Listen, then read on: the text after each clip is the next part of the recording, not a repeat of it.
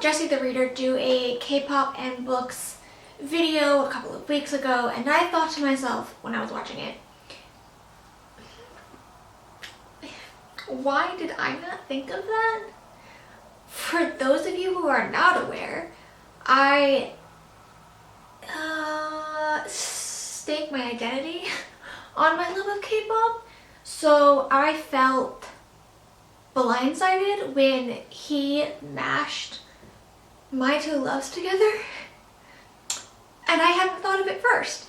So when I saw him do it, I thought, I'm gonna do the same thing but with different songs. So that's what we're doing today. For those of you who are living under a rock in the year of 2019, K-pop is short for Korean pop music, and it's sort of taking the world by storm, and by that I mean very specifically BTS. If you somehow don't know who BTS are, I don't know what rock you are living under, but they are kind of dominating the music scene nowadays, internationally, in a lot of ways, and yeah, I love them. But I've been a fan of K-pop actually for a good right 10 years now. I first got into K-pop back in 2009 with a song on this list. I will tell you what it is when we get there. And I have never looked back. K-pop is the music genre I listen to most, if not almost exclusively. So it's just crazy to me that I never thought to pair K-pop with books before. If you're wondering and you don't feel like watching the whole video, my favorite groups are BTS, and Red Velvet, and SHINee, and a lot of others. And then my favorite soloist is IU. She is my queen. So if you want some good music recommendations, just go check out any of those artists. Seriously, any of them. Any of their discography I really am a big fan of. There are other groups I'm a fan of, groups I was a fan of, I'm no longer a fan of, groups that I listen to their music but I wouldn't say I stan them. It's a whole thing.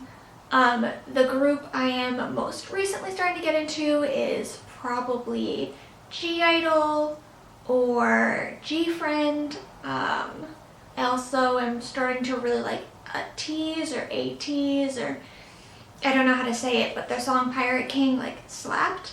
So okay, I'm gonna stop talking about my general love of K-pop, because if I let myself go, I'll probably just go and go and go, and I already know I'm gonna have to edit out a lot of what I've already been saying, so let's just get into it. If you hear Gimli, that again, I just log him out when I film, and Reed is out of town right now, so he's super mad that he's all alone, and so he's just screaming at the door, but I can't let him in when I film because he will climb up my background. Anyway, the first song is by a soloist that I adore. She's probably my second favorite soloist behind IU, and that's Sunmi.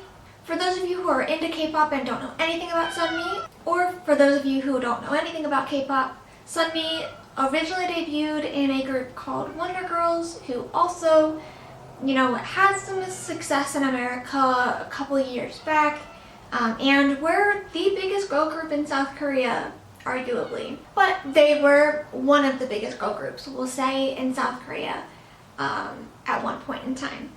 Sunmi has since debuted as a soloist and just puts out bops after bops. My personal favorite is Gashina. A Sunmi song I am comparing to a book today is Full Moon, which is one of her earlier title tracks. Full Moon is really, I just love this song. It's about a woman and her lover by the moonlight and begging him to come see her during the full moon, and they're only able to see each other and be in love at night, and the song is art. The book I thought to compare it to, I mean, it's kind of obvious honestly, but it would be Shiver or anything from the Mercury Falls series. by Maggie Stiefvater. I mean, how could you not compare a song called Full Moon about, you know, love in the moonlight to a book about a werewolf and like supernatural werewolf romance? I mean, who else wouldn't immediately make that comparison? I know it's kind of like too on the nose in some ways, but I mean, I almost even picked Twilight because, I mean, the moon cycles or whatever, but I didn't. I felt Shiver is a better book in my personal opinion, and it just more centered on werewolves than vampires, unlike Twilight, and it just like fit for me in my opinion. You know, fight me in the comments if you think there's another book that fits a story about moonlit romance, and maybe I haven't read it yet and you can turn me on to that new book, but whatever. For me, Sunmi's Full Moon just goes perfectly with Maggie Stiefvater's Shiver. The next song that I'm pairing is by my favorite boy group right now, and that is BTS. And I'm trying to pick somewhat of like an older title track of them. I've been a fan of theirs since they released Dope, which was dope. And have been following them ever since, which I guess that was like 2015, something like that. So I didn't want to follow on with their newer tracks that are more well known, but I wanted to pick an older title track, give it some love. I wouldn't say this isn't that much older, but a little bit, okay, bear with me. And so I picked BTS's Not Today. This is like my hype track. It's my I have to get hyped to go for a long run track. It's my I'm on the last mile of a long run hype track. It's my gotta get hyped for writing a fight scene like track. It is that. It does that, okay? RM's powerful raps right out the gate. Thank you. Thank you for that. I love it. I love the aesthetics of the music video. It's beautifully shot. I love the scenes of the boys like running from this massive group of people, and then the ending. It's just, I love this music video, and the music video is like kind of what inspires like the fight scenes in my head, because I think of this and like the lyrics. I mean, it's not today, and the song is about like continuing to fight on, and like today is not the day that we die, like we'll fight and we'll keep resisting, and just such a powerful like, yeah, like let's fight kind of song. So I picked a book that I felt, you know, matched that.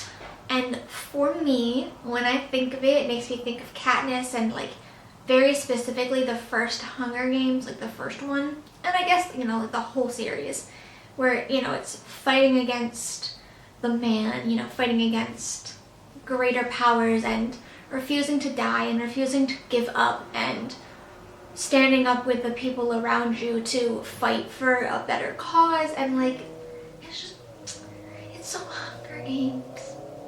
And there are just some lines like, raise your hands with me, and it's just, hello? It's just, it fit me like so perfectly when I was reading the lyrics that I was like, you know, almost like it should have been in one of the movies, but I think the song came out after the movies came out. I don't know, I'd have to double check that, but like it fits so well. So if you like the Hunger Games, go listen to Not Today, I guess. I don't know.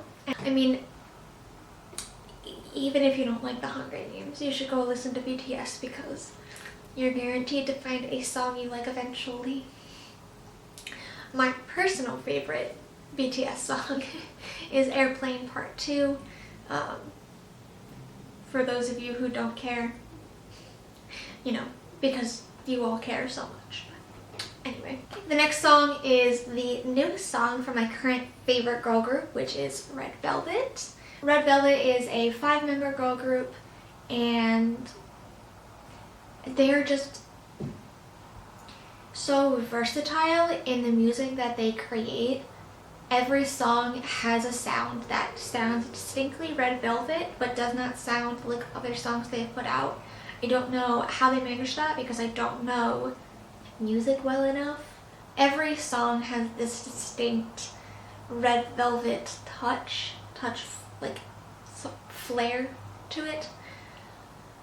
And even songs that on the first listen I'm like, I don't like this. If I listen to it like 2 or 3 times, I'm like, you know, they just always put out bops in my opinion. And the latest song is a mixed bag for people. It's pretty controversial, but I really like it. And that's Zimzalabim. Zimzalabim is kind of a different abracadabra. They mean, you know, roughly the same thing. And so the song has this sense of magic and whimsy, but it's also has like a very like girl power vibe to it. I don't know how else to explain it, of like breaking out of societal conventions and norms and casting like this sort of magical spell by being like a free woman or whatever with your fellow women, and seems to draw on this like imagery of like women who are feminists being witches, and like this parallelism that society tends to draw between witches and women who speak their mind as being one and the same, kind of as a way of talking down about these women, but nowadays that's become sort of like a power thing. Zimzalabim has that same sort of vibe to it in the lyrics if you read, read them. Some people might argue with me about that, but if you read between the lines, like, it's kind of, to me, it jumps out. So, in my opinion, one of my favorite witchy, magical girl duos is in the Witchland series, specifically in Truth Witch, which unfortunately is the only one I have read at this current moment because I tend to jump from series to series. But anyway, the relationship between Saf and Isolde, I hope I'm saying their names correctly, has that like girl power vibe to it. Like, they have a really wholesome female friendship, and it's not like a girls tearing down girls kind of novel, which I can't stand. They have a really strong, solid friendship. They're like, basically sisters, and also there's magic. It was kind of a stretch to pair it with something, but I really liked Zimzalabim, and I wanted to hype it up because it's kind of getting mixed reviews right now. So I don't know. Let me hype my girls up, okay? Okay, the next one is I guess now he's a male soloist. It's by G-Dragon. For those of you who follow the K-pop world or are aware of what's happening, you understand why I say, like, I think he's a male soloist. It's kind of tenuous right now. Either way, he's on a break because he's in the military, whatever. This is a song it's a solo song, so whatever. It's Coup d'etat. He used to be part of a group called Big Bang. 5-member group. Second, debuted a couple years ago. Very famous boy group. One of the most popular of their time. And he is my favorite member. He has a really unique singing, rapping voice that I really, really like. I don't know exactly what it is about the quality of his voice that I like so much, but he's up there with my favorite male rappers. He's not my favorite. My favorite is Suga from BTS, but he's up there, probably in my top 5. And Coup d'etat is like, there's something magnetic about this music video.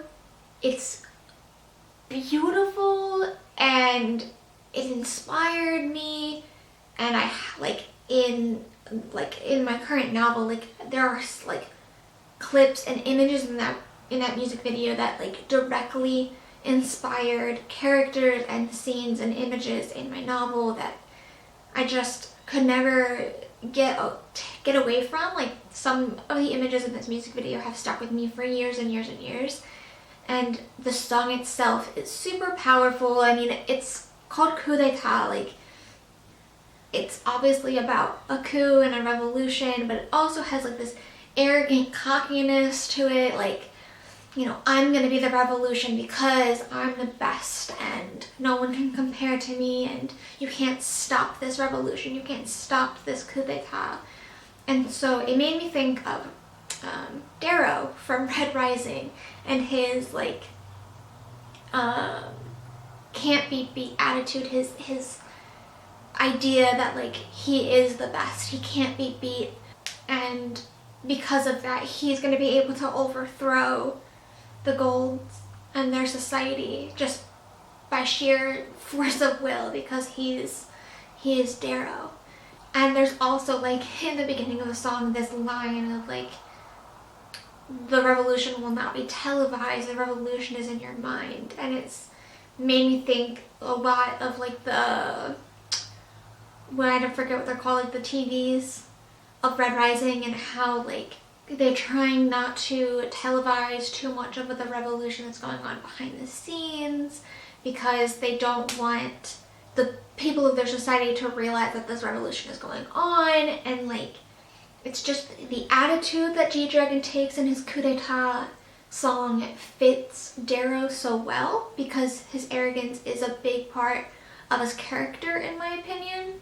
And so to me, like, they just mashed. It's about overthrowing society, but with like a cocky, arrogant male lead. Like, it just was like an undeniable connection, in my opinion. Next on the list is my favorite female soloist. I've been a fan of IU pretty much since I started liking K-pop. She has a beautiful voice, but also like, she is one of the first K-pop idols to become a lyricist as well. Like, she writes a lot of her own music now, and her music to me is incredibly profound and manages to put into words emotions that I sometimes don't even realize that I'm feeling. The most poignant of this is her song Palette, which is about like realizing that you're a different person when you're an adult than what you were when you were a child.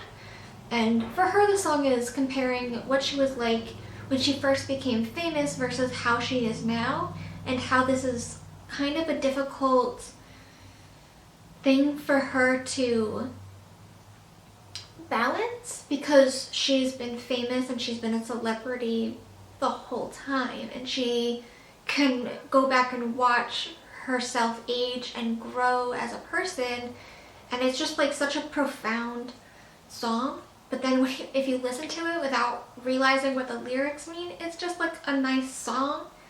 And it's just, I love that quality that her music seems to always have. And she's got like a great voice. Like, she's so talented on top of it. Like, it's unbelievable. Like, anything from her album Last Fantasy sounds like it should be in a Disney film or part of some fairy tale movie. And then she switched to things like Chatshire, or, you know, songs like BB. It's just, she has the range, right? And she's always had the range. And she's one of the rare K-pop idols that doesn't always sing about love and falling in love. And it's really refreshing. Like, I could talk endlessly about how much I love her, but I'm going to just instead compare her to a book for now. And I know I just said that like what I like most about her is that she doesn't always write songs about love, but that was the easiest to compare to a book. I'm comparing the song that made her famous and is arguably her most famous song, Good Day, to I picked Pride and Prejudice, but really any Jane Austen book I think works here. Good Day, first of all, like, listen to it, listen to her 3-octave note, like, listen to my girl like slaying the game.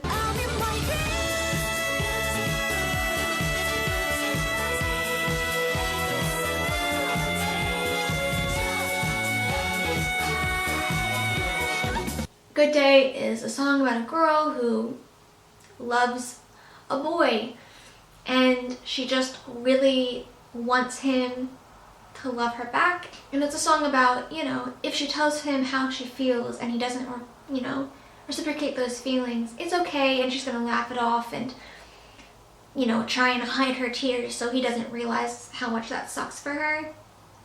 And, you know, for a song about love, it's still like kind of emotionally poignant in my opinion, but she didn't write it. And I don't know, like, it's this, not like unrequited love. That's not exactly how Pride and Prejudice works out, as we know, but it's this feeling of like, does he love me back or not? Pride and Prejudice obviously is Elizabeth wondering if Darcy still loves her at the end of the book, or on the flip side, Darcy wondering if Elizabeth loves him and being afraid to voice his feelings.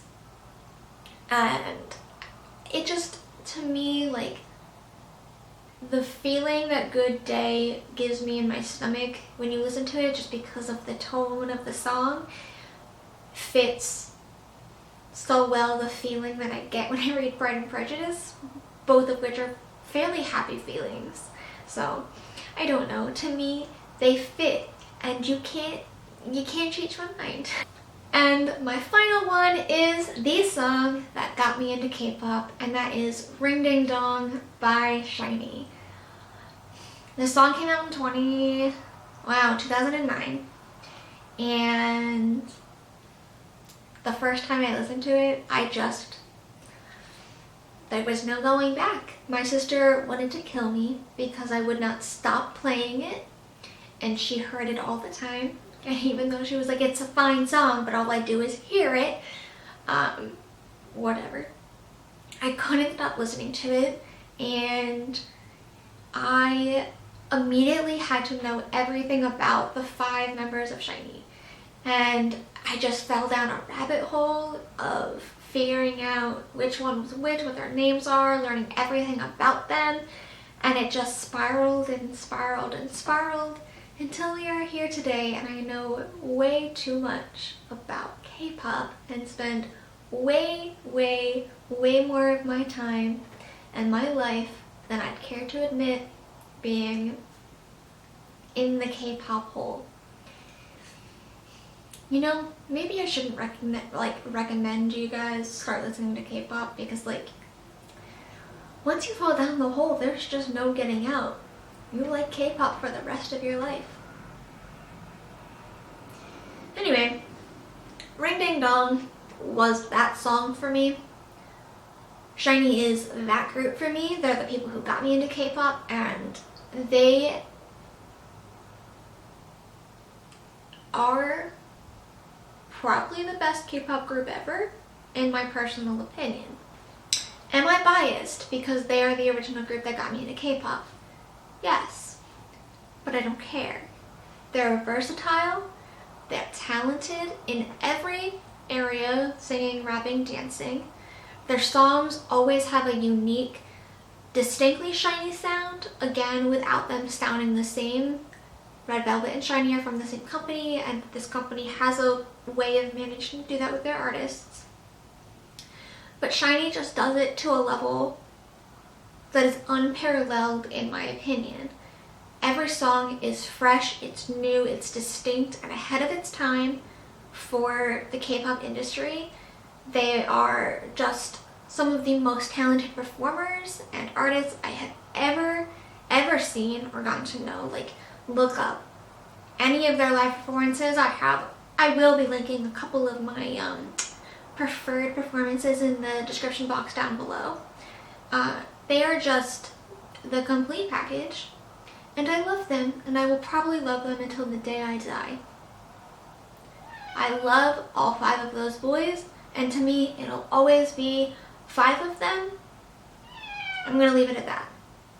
Ring Ding Dong is my favorite song of SHINee's because it is the song that got me into K-pop, the song that got me into SHINee, and I had to pick that song and pair it with one of my favorite books. And it just so happened that it worked, okay? I didn't try and force my favorite group of all time to fit with my favorite author of all time. Mistborn just fits with Ring Ding Dong, okay?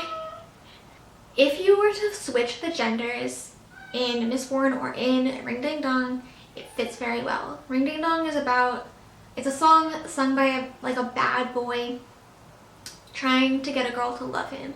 So you could say like any book that has a bad boy, like male love interest, fits with Ring Ding Dong, honestly. But if you read the lyrics to Ring Ding Dong, you are realizing that this bad boy is being incredibly vulnerable and opening himself up to this woman and accepting his faults and his flaws and trying to tell her to love him despite them, because he has a lot of positive traits as well. But he is expressing a clear anxiety that she's not going to love him despite his transparency and his strengths and weaknesses.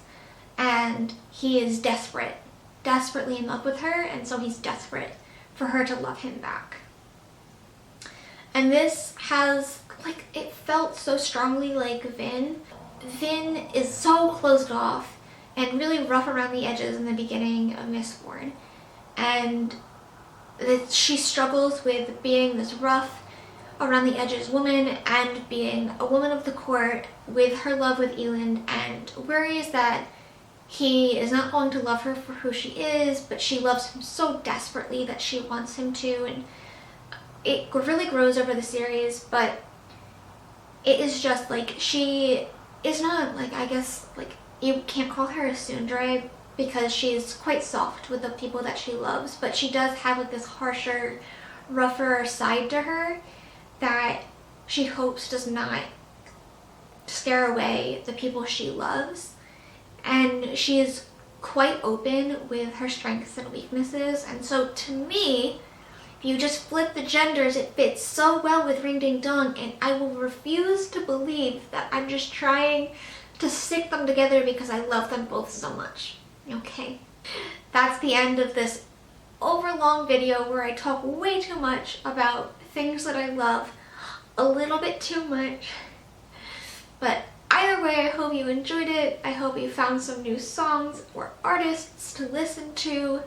I tried to pick a couple of artists who were a little bit less popular. I can't call them underrated because even if internationally they're not super well known like BTS is, in Korea, artists like IU and Sunmi are doing just fine. They're just not as well known amongst international fans. But since most of the people who are going to be watching this video speak English, maybe you have a couple new artists you didn't know about that you can listen to now. Or perhaps you're just newer into K-pop, and so you don't know much about older artists. Or you don't know anything about K-pop, but maybe you're gonna listen to it now. Or maybe not, because I made you think that I'm psycho and that all people who like K-pop are psycho. I don't know. It was a fun video when I watched Jessie the Reader do it, so I did it myself. Okay, that's all. Bye!